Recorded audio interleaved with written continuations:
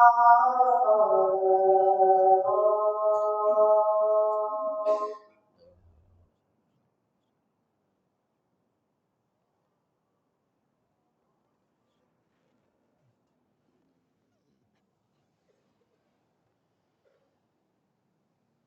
الحمد لله نحمده ونستعينه ونستغفره ونعوذ بالله من شرور أنفسنا ومن سيئات أعمالنا.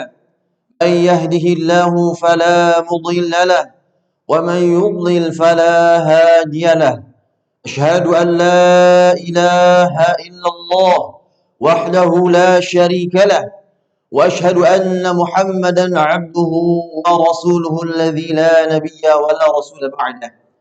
اللهم صل وسلم وبارك على سيدنا محمد وعلى آله وصحبه ومن تبعهم بإحسان إلى يوم الدين.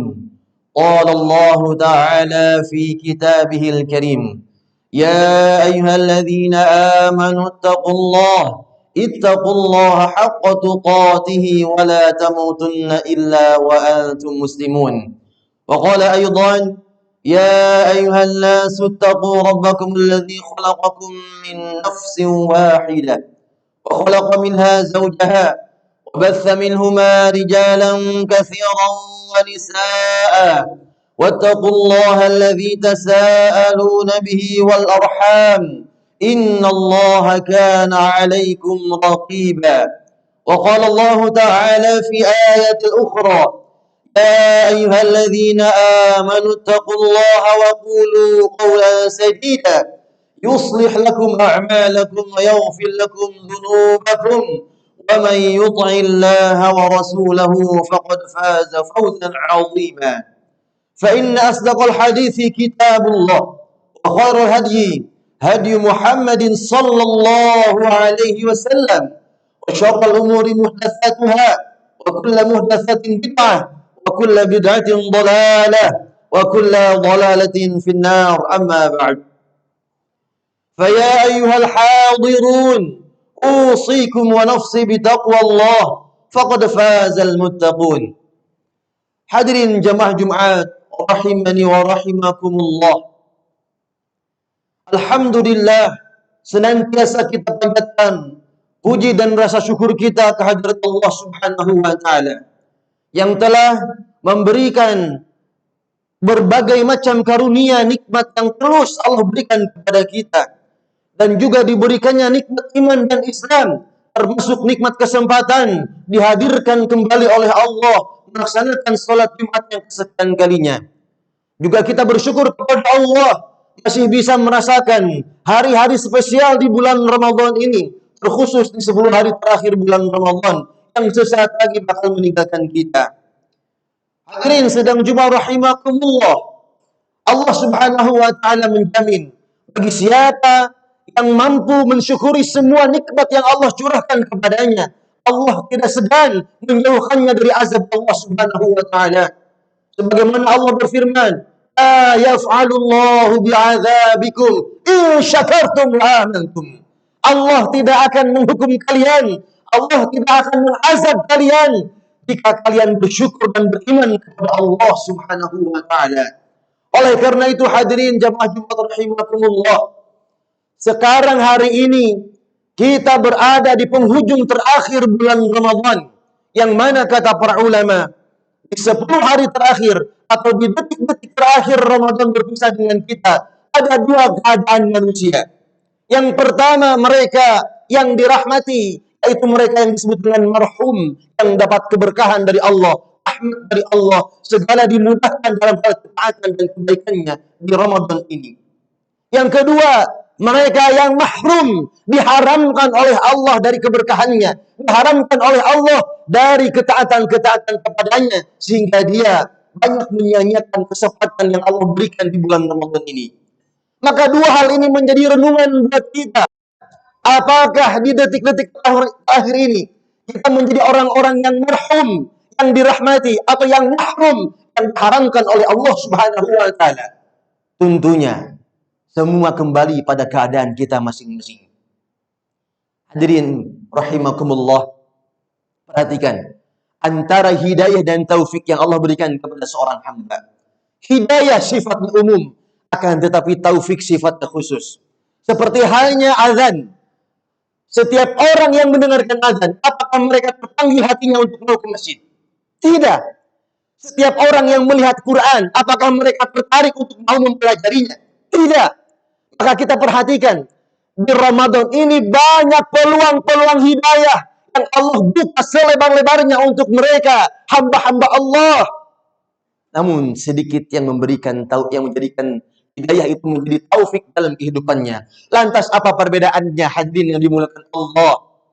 Kalau hidayah sifatnya masih umum dan itu Allah berikan kepada siapa yang Allah kehendaki. Namun taufik adalah hati yang digerakkan oleh Allah menyambut setiap peluang hidayah yang Allah berikan. Hadirin yang semoga dimuliakan Allah. Ketika kita dihadirkan dengan orang-orang yang baik, maka orang-orang itu menjadi hidayah bagi kita, tapi belum menjadi taufik. Ketika ada orang yang ceramah, ceramah ini menjadi hidayah, tetapi belum menjadi taufik. Tapi mereka orang-orang yang bersemangat, mendengar nasihat demi nasihat, mendengar ayat demi ayat yang disampaikan. Mereka bersungguh-sungguh sehingga terpatri dalam hatinya, berbuah pada amal-amalnya. Maka inilah orang-orang yang diberikan taufik. Demikian pula orang yang membaca Quran, belum tentu mereka memahami yang dibaca. Belum tentu mereka mengamalkan apa yang dibaca. Belum tentu Al-Quran yang dibaca dapat melembutkan hatinya. Kecuali orang-orang yang dirahmati oleh Allah. Orang-orang yang diberikan taufik oleh Allah Subhanahu wa ta'ala. Demikian pula Ramadan. Ramadan ini hidayah dari Allah Subhanahu wa ta'ala. Tapi tidak setiap orang yang masuk di bulan Ramadan dapat ampunan dari Allah. Tidak setiap orang yang masuk di bulan Ramadan mereka bersemangat untuk menyambut ampunan dari Allah. Maka hadirin yang dimuliakan Allah, takutlah kepada Allah. Bukan soal rezeki, bukan soal yang lain, akan tetapi takutlah tidak diberi taufik oleh Allah, tidak diberikan hidayah oleh Allah, sehingga di Ramadan ini kita banyak menyia-nyiakan waktunya, kita banyak menghilangkan kesempatan-kesempatan yang tadinya bisa digunakan untuk bertobat, untuk meningkatkan iman dan takwa kita, tapi kita lewatkan begitu saja. Na'udzubillah. Hadirin yang dimuliakan Allah, bukankah Rasulullah sallallahu alaihi wasallam pernah bersabda, "Kam min shaimin laisa lahu min siyamihi illa al-ju'i wal 'atash." Banyak di antara manusia yang berpuasa tetapi mereka hanya mampu menahan haus dan laparnya saja, tidak mendapatkan dari pahala puasanya. Yang menarik adalah ketika Allah Subhanahu wa taala berfirman tentang ayat puasa ini, menyeru orang-orang yang merasa dirinya beriman, merasa dirinya yakin kepada Allah Subhanahu wa taala. Ya ayyuhalladzina amanu, ai orang-orang yang beriman, kutiba alaikumusiyam, diwajibkan atas kalian berpuasa. Yang menarik adalah mengapa di ayat ini Allah menggunakan kata kutiba, tidak menggunakan kalimat wujiba atau furidha yang sama-sama ketika diterjemahkan artinya diwajibkan. Menurut salah seorang pakar bahasa Arab, kata kutiba mencakup perintah yang sifatnya tidak mudah, yang sifatnya tidak ringan, memiliki syarat-syarat tertentu, sehingga kata kutiba ini menegaskan bahwa puasa yang diperintahkan bukan puasa yang biasa, bukan sekedar menahan haus dan lapar. Perhatikan, Allah kembali menggunakan kata kutiba untuk qisas. Ya ayyuhalladzina amanu kutiba alaikumul qisasu fil qatl. Hai orang-orang yang beriman, diwajibkan atas kalian untuk menegakkan hukum qisas. Pertanyaannya, mudah atau tidak menegakkan hukum ini? Tidak. Dan Allah kembali menggunakan kata kutiba untuk berperang di jalan Allah. Kutiba alaikumul qital wa huwa kurhul lakum. Diwajibkan atas kalian berperang di jalan Allah. Wa huwa kurhul lakum, padahal kalian membenci hal itu. Ini sifat perintah. Tapi ketika diwajibkan kepada setiap orang-orang yang beriman, belum tentu mudah untuk dilaksanakan. Dan Allah menggunakan kata kutiba ini untuk berpuasa. Kutiba alaikumusyamu kama kutiba alal ladzina min qablikum la'allakum tattaqun. Diwajibkan atas kalian berpuasa sebagaimana Allah telah mewajibkan puasa itu kepada orang-orang terdahulu. La'allakum tattaqun, agar kalian menjadi orang yang bertakwa. Mengutip perkataan Jabir bin Abdullah yang diriwayatkan oleh Imam Ibnu Abi Syaikhah, beliau mengatakan, "Idza sumta falyasum sam'uka wa basaruka wa lisanuka 'anil kadhib wal ma'tham wa da'adal khadim. Jabir bin Abdullah mengatakan, "Idza sumta, jika engkau berpuasa, fal yasum sam'uka, maka hendaknya berpuasa pula pendengaranmu, wasab wa basaruka, dan penglihatanmu, wa lisanuka 'anil kadhib, dan lisanmu berpuasa pula dari perkataan dusta, wal ma'tham," ini yang paling berat, berpuasa pula dari perbuatan dosa, wada adal khadim, dan berpuasa pula dari menyakiti budak. Budak saja tidak boleh disakiti, apalagi istri kita, apalagi anak kita, apalagi saudara-saudara kita. Mendengar penjelasan Jabir bin Abdullah ini, barulah kita sadar, ternyata puasa yang diperintahkan oleh Allah bukan puasa yang biasa. Mengapa pahala puasa sangat spesial di hadapan Allah Subhanahu wa taala?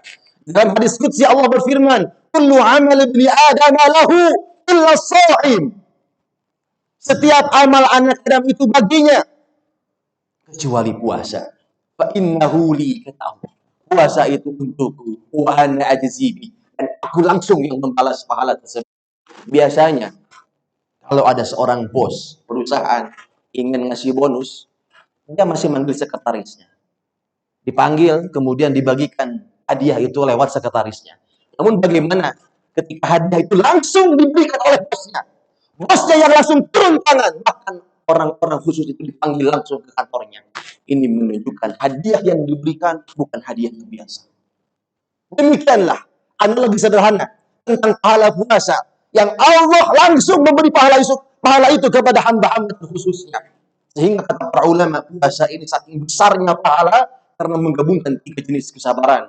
Sabar dalam taat, sabar menjauhi maksiat, sabar ketika ditimpa musibah, ada di dalam ibadah puasa. Sehingga kalau kita bertanya berapa ukurannya, tidak akan pernah bisa terukur, tidak akan pernah bisa ditimbang, karena Allah yang menyatakan, "Innama yuwaffas sabiruna ajrahum bighairi hisab." Sesungguhnya sabar itu tanpa hisab.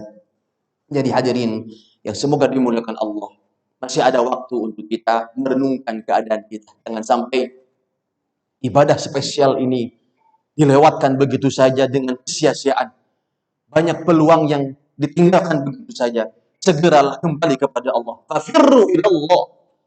Kembalilah segera kepada Allah Subhanahu wa taala. Mumpung masih ada di detik-detik terakhir untuk kita bisa mendapatkan janji jaminan Allah Subhanahu wa taala. Hindarilah diri kita dari hal-hal yang membuat kita jauh dari hidayah, dari hal-hal yang membuat kita terpalingkan dari hidayah. Biasanya yang sering memalingkan keadaan kita adalah gadget kita, bahkan teman kita sendiri. Hati-hati di bulan Ramadan ini, kurangi berbicara kita, kurangi interaksi kita dengan hal-hal yang membuat kita lalai dari Al-Quran, lalai dari Allah Subhanahu wa taala. Ramadan akan meninggalkan kita dan kita belum tahu apakah diterima atau tidak. Rasulullah SAW pernah bersabda, "Innamal a'malu bil khawatim." Sesungguhnya amal itu tergantung pada akhirnya.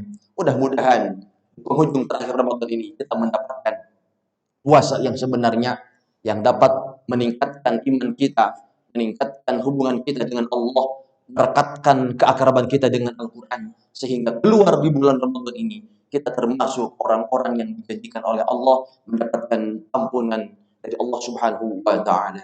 Barakallahu li wa lakum fil Qur'anil 'azim wa nafa'ani wa iyyakum bima fihi minal ayati wadh-dhikril hakim wa taqabbala minni wa minkum tilawatahu innahu huwas samiul 'alim.